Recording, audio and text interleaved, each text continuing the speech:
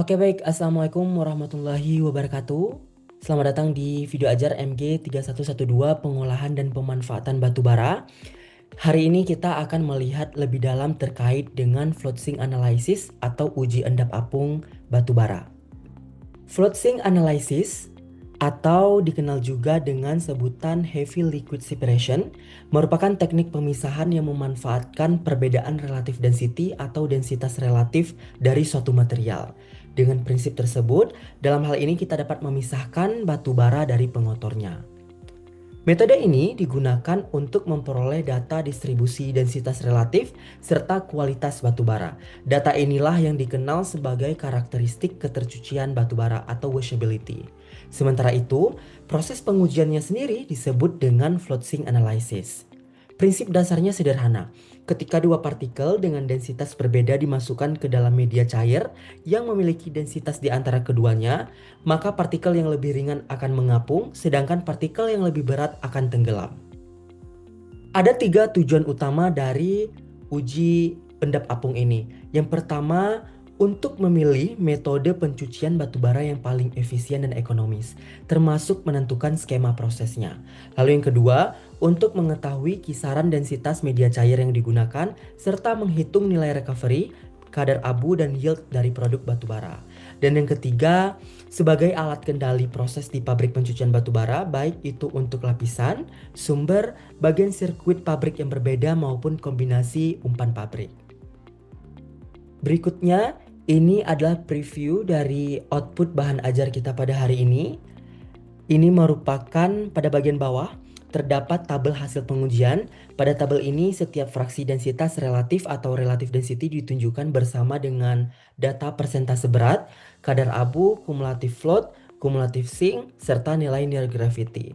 Dari tabel ini dapat dihitung total kadar abu, distribusi berat, dan yield yang diperoleh. Data inilah yang kemudian digunakan untuk menyusun kurva ketercucian yang ada di bagian atas. Melalui interpretasi kurva dan tabel ini, kita nantinya akan menentukan apakah batu bara tersebut mudah atau sulit untuk dicuci. Misalnya, jika kurva menunjukkan kadar abu yang rendah pada perolehan tinggi, maka batu bara tersebut tergolong mudah untuk dicuci. Sebaliknya, jika terdapat banyak material near gravity, maka proses pencucian akan lebih sulit untuk dilakukan. Dengan demikian, tabel dan kurva ketercucian ini menjadi dasar penting dalam merancang proses pencucian batu bara yang lebih efektif, efisien, dan ekonomis. Selanjutnya, ini merupakan tahapan dari pelaksanaan uji endap apung atau floating analysis.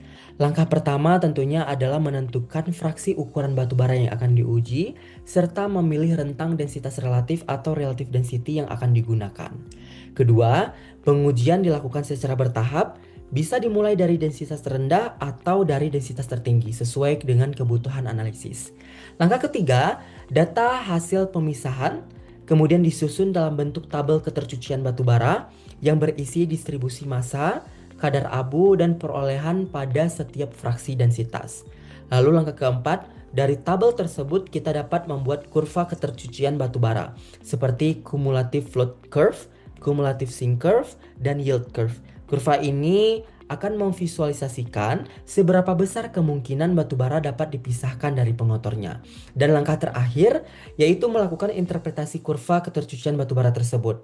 Dari interpretasi tersebut dapat ditentukan apakah batu bara tergolong mudah atau sulit dicuci, serta strategi pencucian yang paling efisien dan ekonomis untuk digunakan. Selanjutnya, kita akan membahas secara lebih detail satu persatu tahapan dari uji endap apung ini. Pada tahap pertama, kita harus menentukan densitas relatif atau relative density dari sampel batu bara dan media cair yang akan kita gunakan. Secara umum, run of mine batu bara atau batu bara yang datang dari tambang memiliki rentang densitas relatif antara 1,6 hingga 2,6. Sementara itu, batu bara murni biasanya berada di kisaran 1,12 sampai 1,35. Dan pengotor memiliki densitas yang jauh lebih tinggi dari itu, bahkan bisa lebih dari 3,3. Untuk melakukan pemisahan, kita memerlukan media cair dengan densitas tertentu. Pada tabel di sisi kanan dapat dilihat beberapa contoh media cair yang umum digunakan, misalnya petroleum spirit dengan densitas 0,7, benzen dengan densitas 0,86, PCE, perkloroetilen, dan zinc klorid dengan densitas 1,6, hingga metil iodid dengan densitas 3,3. Dalam analisis kali ini, kita akan memilih rentang densitas relatif dari 1,1 hingga 1,8 dengan kenaikan 0,1. Maka dari itu, kita memerlukan 8 variasi media cair. Untuk mencapai hal tersebut, biasanya dilakukan dengan cara mencampurkan atau mengkombinasikan dua jenis media cair yang densitasnya sudah diketahui, sehingga bisa diperoleh nilai relative density atau densitas relatif yang diinginkan. Tahap ini sangat penting karena menentukan akurasi pemisahan antara batu bara dengan pengotornya, sekaligus mempengaruhi hasil ketercucian yang akan diperoleh. Selanjutnya pada tahap kedua, kita masuk ke proses pengujian uji endap apung. Pertama, sampel batu bara dimasukkan ke dalam media cair dengan densitas tertentu. Dari sini akan diperoleh dua fraksi. Fraksi yang mengapung disebut float, dan fraksi yang tenggelam disebut sink. Fraksi sink dari pengujian pertama kemudian dimasukkan kembali ke media cair dengan densitas yang lebih tinggi. Dari tahap ini akan kembali diperoleh fraksi float yang kedua dan sink yang kedua.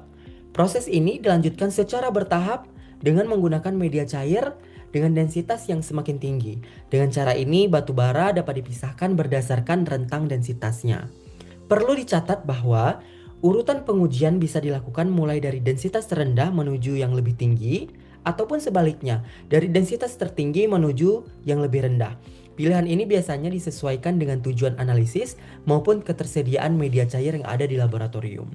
Dengan prosedur berlapis seperti ini, kita bisa memperoleh distribusi massa dan kadar abu pada setiap rentang densitas yang nantinya digunakan untuk membuat tabel serta kurva ketercucian batu bara. Nah, selanjutnya kita akan melihat secara langsung demonstrasi pengujian uji endap apung atau float sink analysis ini. Mohon disimak secara seksama. Siapkan alat dan bahan terlebih dahulu: neraca analitik, gelas ukur, gelas kimia, corong, sendok atau pengaduk, hidrometer, saringan, timbangan, batu bara, kertas saring, perkloroetilen, wash bensin, dan bromoform.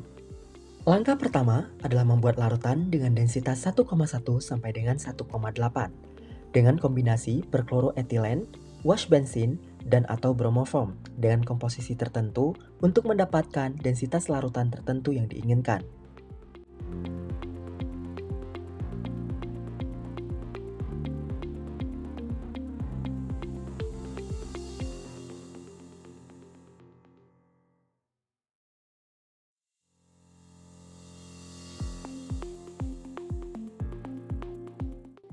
Setelah larutan dengan variasi densitas 1,1 hingga 1,8 selesai dibuat, langkah berikutnya adalah melakukan pengecekan densitas menggunakan hidrometer. Gelas ukur yang berisi larutan diletakkan pada permukaan datar, kemudian hidrometer dimasukkan secara perlahan hingga terapung sempurna tanpa menyentuh dinding gelas ukur. Pastikan hidrometer stabil dalam posisi tegak lurus, lalu baca skala pada permukaan larutan sejajar dengan meniskus untuk mengetahui nilai densitas aktual. Jika hasil pembacaan belum tepat, maka lakukan koreksi dan pengecekan kembali. Langkah selanjutnya adalah menyiapkan sampel batu bara percontoh. Sampel dalam kondisi kering kemudian ditimbang dengan teliti menggunakan timbangan. Proses penimbangan dilakukan secara hati-hati untuk memastikan jumlah yang diambil tepat sesuai kebutuhan. Dalam pengujian kali ini diambil sampel percontoh sebanyak 200 gram.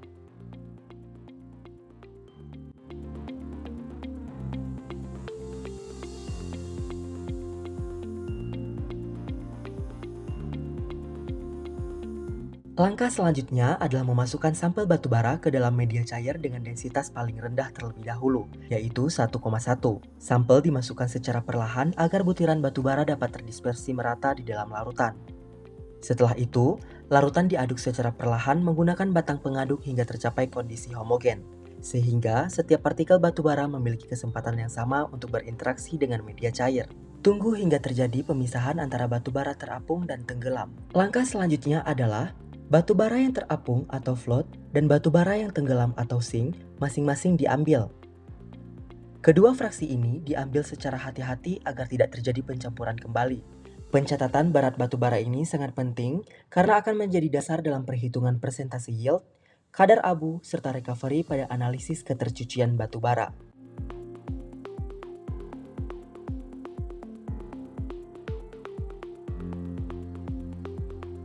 Kedua fraksi ini diambil secara terpisah, ditiriskan, dan dikeringkan sebelum ditimbang serta dianalisis kandungan abu maupun massa relatifnya. Sehingga, data tersebut dapat digunakan dalam penyusunan tabel dan kurva ketercucian batu bara. Proses pengeringan dilakukan dengan hati-hati menggunakan oven pada suhu yang sesuai. Proses ini penting untuk memastikan tidak ada pengaruh kelembapan pada saat penimbangan. Setelah proses pengeringan selesai, sampel batu bara terapung dilakukan penimbangan menggunakan timbangan analitik. Tahapan yang sudah dijelaskan sebelumnya dilakukan berulang hingga mencapai densitas larutan 1,8. Selanjutnya, fraksi batu bara yang tenggelam pada tahap sebelumnya kemudian dimasukkan kembali ke dalam media cair dengan densitas 1,2. Tujuan dari langkah ini adalah untuk melanjutkan proses pemisahan berdasarkan perbedaan densitas, sehingga dapat diperoleh informasi lebih detail mengenai distribusi batu bara pada rentang densitas yang lebih tinggi.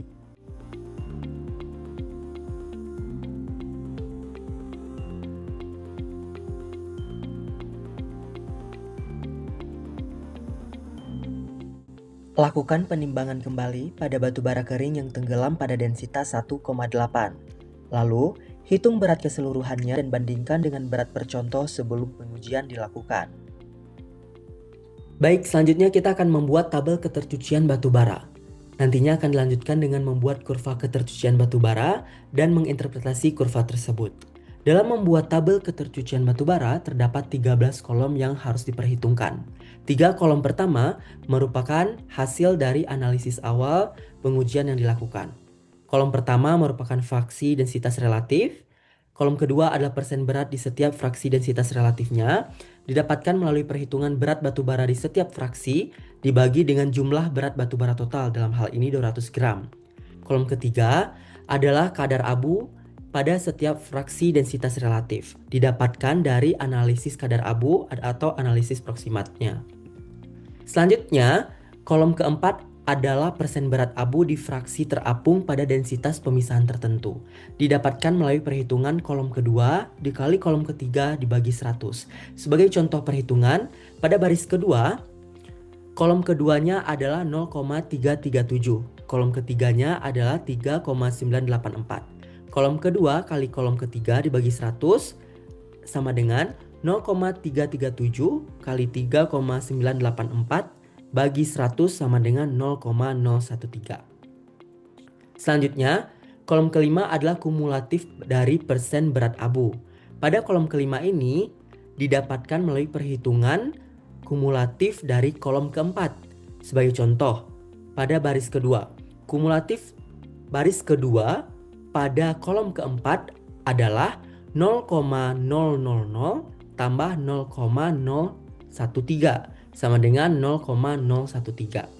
Selanjutnya, kolom keenam adalah kumulatif persen berat terapung. Didapatkan melalui perhitungan kumulatif dari kolom kedua. Sebagai contoh perhitungan, untuk baris kedua, kita melihat kumulatif dari kolom kedua adalah 0,008 ditambah 0,337, maka didapatkan 0,345.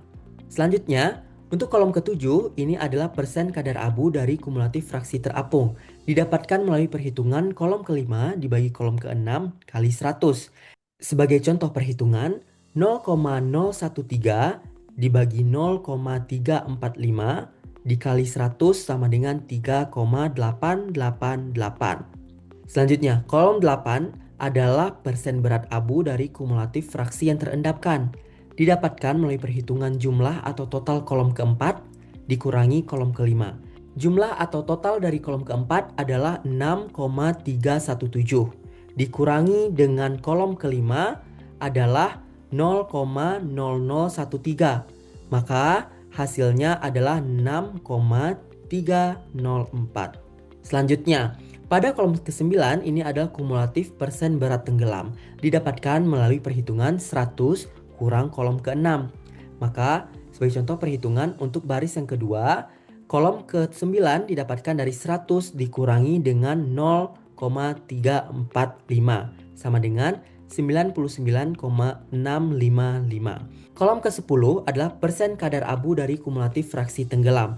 Didapatkan melalui perhitungan kolom ke-8 bagi kolom ke-9 kali 100. Sebagai contoh perhitungan, masih di baris yang kedua, 6,304 dibagi dengan 99,655 dikali 100 sama dengan 6,326. Selanjutnya, kolom 11 adalah kolom densitas relatif. Pada baris kedua ini adalah 1,2. Selanjutnya, kolom ke-12 ini adalah persen berat dengan relatif density satu level di atas dan di bawah relatif density yang sedang kita perhitungkan. Dalam hal ini adalah 1,2.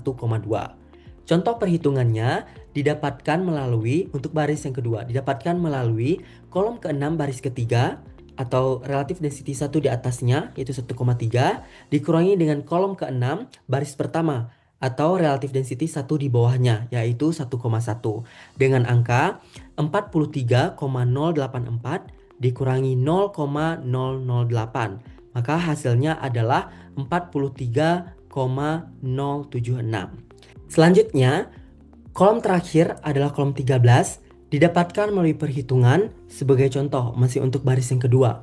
Kolom ke-6 pada baris kedua atau relatif density yang kita perhitungkan ditambah dengan kolom ke-6 baris pertama atau dengan relatif density 1 di bawahnya dan dibagi 2. Sebagai contoh, 0,345 ditambah 0,008 sama dengan 0,177. Begitu pula untuk baris-baris selanjutnya. Selanjutnya, kita akan membuat kurva ketercucian batu bara. Kurva ini dapat dibuat dengan menggunakan Microsoft Excel dengan masing-masing sumbu X atau absis dan sumbu Y atau ordinatnya menggunakan sumbu primer dan sekunder. Akan ada 5 kurva dalam kurva ketercucian batu bara ini. Yang pertama adalah primary curve. Primary curve ini dibuat dengan kolom ketiga pada X primer dan kolom ke-13 pada Y primer. Selanjutnya juga ada kurva kumulatif float. Kurva ini dibuat dengan kolom ke-7 pada X primer dan kolom ke-6 pada Y primer. Lalu yang ketiga ada kurva kumulatif sink. Kurva ini dibuat dengan kolom 10 pada X primernya dan kolom 9 pada Y sekunder. Lalu selanjutnya juga ada RD Yield Gravity Curve. Kurva ini dibuat dengan kolom 11 pada X sekundernya dan kolom 6 pada Y primer. Lalu yang terakhir atau yang kelima adalah Near Gravity Material Curve atau Near Gravity Curve. Kurva ini dibuat dengan kolom 11 pada X sekundernya dan kolom 12 pada Y primernya. Selanjutnya, tahap terakhir adalah interpretasi kurva ketercucian batu bara. Dalam uji kali ini ditargetkan kadar abu dalam batu bara bersih adalah sebesar 3,5%. Maka kita dapat membuat titik 3,5% kadar abu dan memotong kurva kumulatif float akan memberikan informasi perolehan batu bara bersih. Jika dari titik potong tersebut ditarik ke kiri ke sumbu Y primer atau persen kumulatif terapung, maka akan didapatkan persen perolehan batu bara bersih. Dalam hal ini adalah sekitar 95%. Lalu dari titik potong tersebut jika ditarik ke kanan atau ke sumbu Y sekunder persen kumulatif tenggelam, maka akan didapatkan informasi perolehan batu bara reject dan kadar abu batu bara reject. Dari garis yang ditarik dari titik B ke sumbu Y sekunder akan memotong beberapa kurva. Yang pertama yang akan kita bahas adalah titik C atau kurva kumulatif sink. Dari kurva ini jika diteruskan ke sumbu Y sekunder akan menunjukkan perolehan batu bara reject. Dalam hal ini sekitar 5%. Lalu dari titik C ditarik ke bawah atau ke sumbu X primer, persen kadar abu akan menunjukkan kadar abu batu bara reject. Dalam hal ini adalah 69%. Lalu dari titik B menuju Y sekunder juga memotong kurva RD Yield Curve. Dari titik potong ini atau titik D akan memberikan informasi relatif density media cair yang sesuai digunakan untuk pengujian ini. Dalam hal ini jika ditarik ke sumbu X sekunder akan menunjukkan angka 1,49 sebagai relative density media cair tersebut. Sebelumnya juga memotong titik A atau titik yang memotong kurva primary atau primary curve. Dari titik ini akan memberikan informasi kadar abu maksimal dalam batu bara bersih.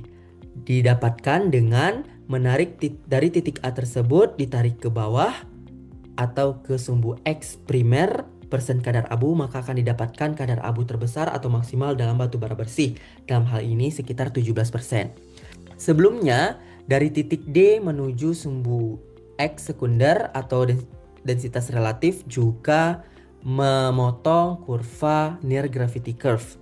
Dari kurva ini atau titik E, jika ditarik ke kiri atau sumbu Y primer, persen kumulatif terapung akan memberikan informasi terkait dengan persen near density atau persentase material yang memiliki relative density hampir sama atau sama dengan relative density media cair yang digunakan atau 1,49. Dari sini kita mendapatkan persentase near density sebesar 9%. Ini adalah informasi-informasi yang kita peroleh dari kurva ketercucian batu bara. Dari interpretasi tersebut kita dapat menyimpulkan apakah batu bara ini mudah atau sulit untuk dilakukan pencucian. Terdapat beberapa kategori yang dikelompokkan berdasarkan persentase near density material tersebut untuk tingkat kesulitan pencucian batu bara. Dari sangat mudah, moderat, sulit, sangat sulit, dan hampir tidak mungkin untuk dilakukan pencucian. Termasuk alat pencucian batu bara yang sesuai dengan tingkat kesulitan batu bara tersebut untuk dicuci. Dalam kasus ini, persen near density materialnya adalah 9%. Terdapat 9% berat material yang terkandung dengan memiliki relative density yang hampir sama dengan media cair atau 1,49 yang digunakan untuk pemisahan ini.